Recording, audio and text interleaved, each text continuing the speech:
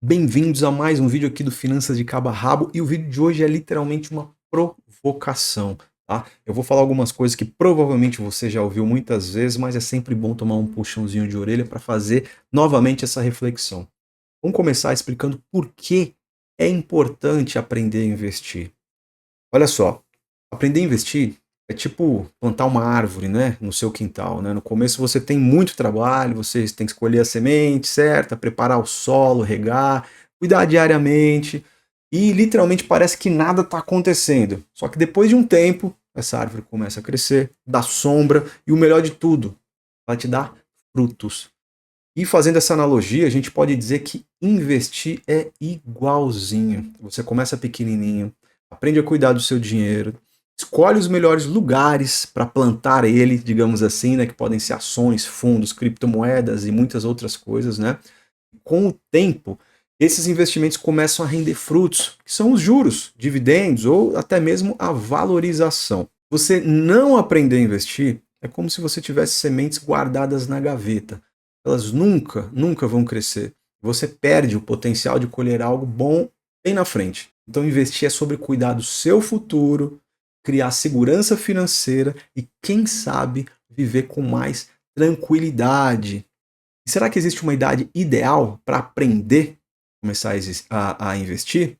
Bom, não existe uma idade ideal para começar a investir, mas sabe como é? Quanto antes, melhor. É igual aprender um idioma, né? Vamos supor que você tenta aprender a falar inglês enquanto você é jovem. É muito mais fácil, você tem muito mais tempo para ficar fluente. Investir cedo tem um segredo poderoso chamado juros compostos. Pensa aí numa bola de neve, o quanto antes você começa a rolar essa bola, mais ela cresce com o tempo, mais ela cresce, sem precisar fazer tanto esforço depois de um tempo. Mas ó, nunca é tarde para começar, viu? Eu mesmo conheço gente que começou com 20, com 30, com 40, com 50 e até mais e conseguiu transformar a vida financeira. O importante mesmo, no final das contas, é não deixar passar mais tempo do que já passou. Então, a melhor idade para começar é agora, é hoje mesmo. Independente se você tem 18 ou 78 anos, o seu eu do futuro vai agradecer muito por essa decisão. E aí eu ouço uma dúvida muito comum, né, das pessoas que me conhecem, sabem que eu trabalho com essa parte. A pergunta é a seguinte: pô, mas se a pessoa é muito idosa, tem acima de 70 anos, qual que é o benefício dela investir, tendo em vista que não tem ali uma expectativa de vida longuíssima, né?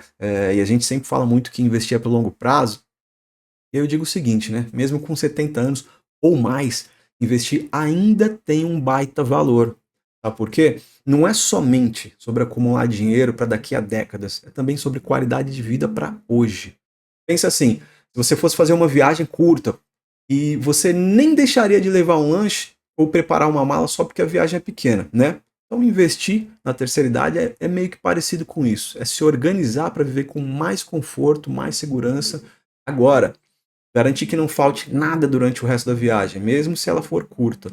E tem um outro ponto que, na minha opinião, é mais importante, né? Que muitas pessoas querem deixar um legado, quer deixar alguma coisa, né, para os filhos ou netos, uma herança, um suporte financeiro.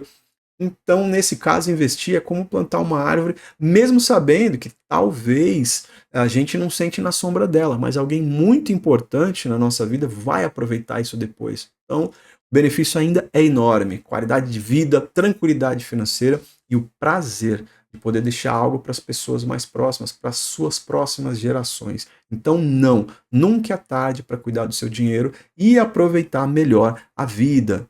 Outra dúvida, né? Se investir é de fato para todo mundo ou só para quem tem um bom dinheiro para começar, né? E quem é bem pobrezinho, não tem nenhuma sobra para começar a investir, afinal, de fato, nem todo mundo parte do mesmo ponto, né? Em quesito de igualdade de condições.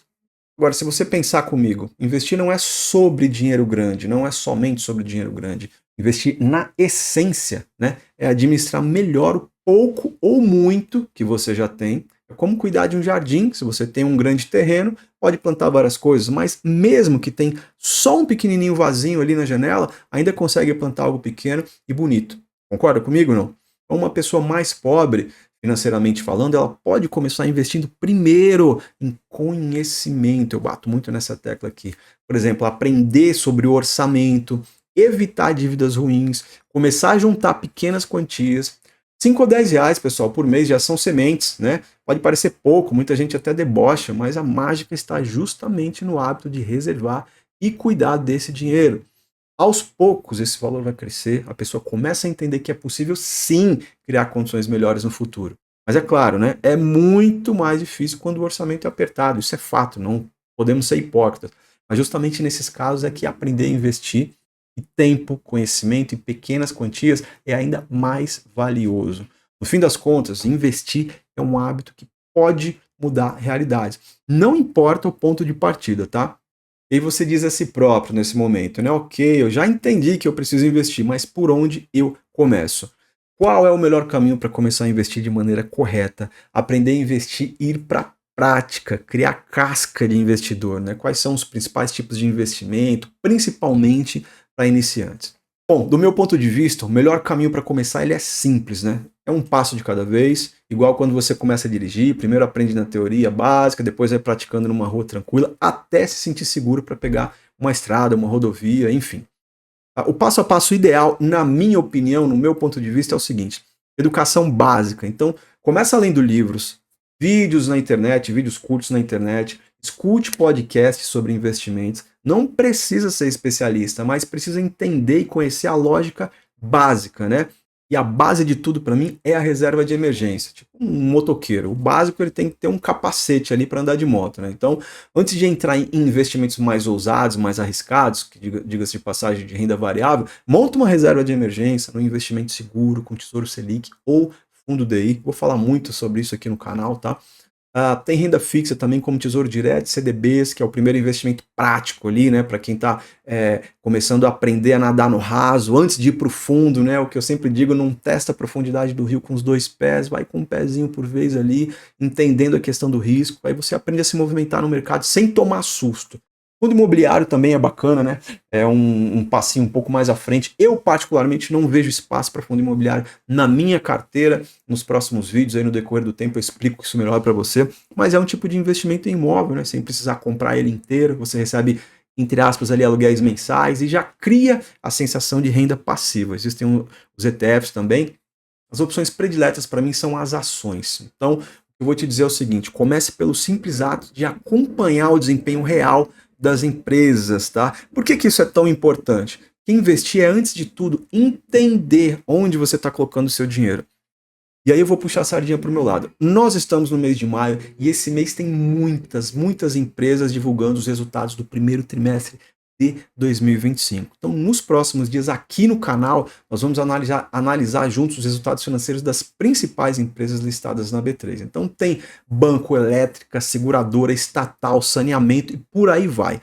Nas próximas 2 semanas vai chover resultados e eu vou fazer o possível para trazer todos eles bem explicadinhos aqui para você, ok? Então, se você gosta desse tipo de conteúdo, quer aprender, se inscreve no canal e deixa seu like, algum comentário aqui também, crítica, sugestão, dúvida. Agora, sabe por que é importante acompanhar esse tipo de vídeo? Porque quando você entende como essas empresas ganham dinheiro, como elas enfrentam crises, distribuem dividendos ou crescem, você que está assistindo ganha segurança e o conhecimento que você precisa para fazer as suas melhores escolhas, ok? Eu costumo dizer que cada resultado trimestral que você analisa é como assistir um episódio de uma série que conta a história daquela empresa. Investir nela é decidir se você gosta dessa história e acredita no potencial de continuar assistindo nos próximos capítulos. Portanto, se você quer começar a construir uma mentalidade de investidor, clica aí e já se inscreve no canal.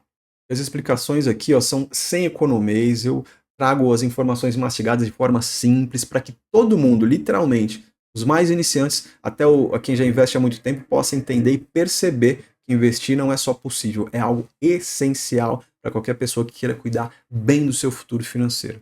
No resumo da ópera, começa pequeno, devagar, vai sem pressa. O mais importante é aprender a controlar suas emoções, né, em relação ao que o mercado te apresenta, porque investir é mais psicológico do que técnico, acredite.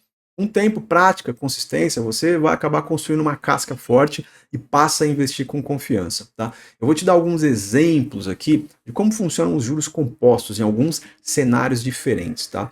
Vamos dizer aqui uma pessoa que tem 20 anos e ela começa investindo R$ 500 por mês durante 40 anos. considerando aí mais ou menos 10% de rentabilidade ao ano, tá?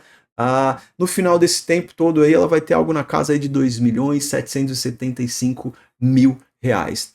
Outra pessoa que começa com 30 anos e investe na média de R$ 2.000 por mês durante 30 anos, ela vai ter aí ao final desse período 4.125.000 reais. Um outro cenário, uma pessoa que começa a investir somente aos 50, mas ela já está mais engajada profissionalmente e consegue investir uma média de R$ 5.000 por mês durante 20 anos. No final desse período, ela vai ter 3.591.000 reais ali.